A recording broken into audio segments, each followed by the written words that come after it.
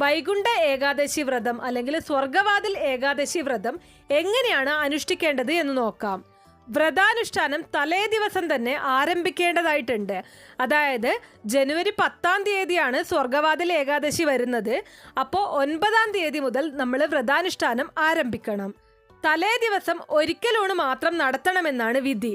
അതായത് 9-ാം തീയതി ഏതെങ്കിലും ഒരു നേരം മാത്രമേ അരിയാഹാരം കഴിക്കാൻ പാടുള്ളൂ. ഇനി ഏകാദശി ദിനം പൂർണ്ണ ഉപവാസമാണ് നല്ലത്. അതിന് സാധിക്കാത്തവർ, ഏതെങ്കിലും തരത്തിലുള്ള ആരോഗ്യ പ്രശ്നമുള്ളവർ, ഇല്ലാന്നുണ്ടെങ്കിൽ അങ്ങനെ ഭക്ഷണം പൂർണ്ണമായിട്ട് ഒഴിവാക്കാൻ കഴിയാത്ത ആൾക്കാർ ഒരു നേരം പഴങ്ങൾ മാത്രം ഭക്ഷിച്ചും വ്രതം അനുഷ്ഠിക്കാം. അന്നേ ദിവസം എണ്ണ തേച്ച് കുളിക്കുവാനും പകൽ സമയം ഉറങ്ങുവാനും പാടുള്ളതല്ല. ശുദ്ധിയുള്ളതും വെള്ള നിറത്തിലുമുള്ള വസ്ത്രം ധരിക്കുന്നതാണ് അനുയോജ്യം. പുതുവസ്ത്രങ്ങൾ ഉണ്ടെങ്കിൽ അതാണ് ഏറ്റവും ഉത്തമം.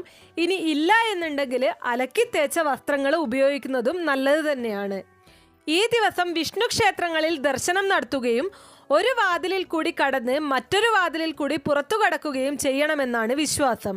മറ്റു ചിന്തകൾക്ക് ഇട നൽകാതെ വിഷ്ണു ദ്വാദശ നാമങ്ങൾ, വിഷ്ണു അഷ്ടോത്തരം, വിഷ്ണു സഹസ്രനാമം എന്നിവ ചൊല്ലുന്നത് ഉത്തമമാണ്. ഏകാദശി ദിവസത്തിലുടനീളം ഓം നമോ നാരായണായ എന്ന അഷ്ടാക്ഷര മന്ത്രവും ഓം നമോ ഭഗവതേ വാസുദേവായ എന്ന ദ്വാദശാക്ഷരി മന്ത്രവും 108 തവണ ജപിക്കുക.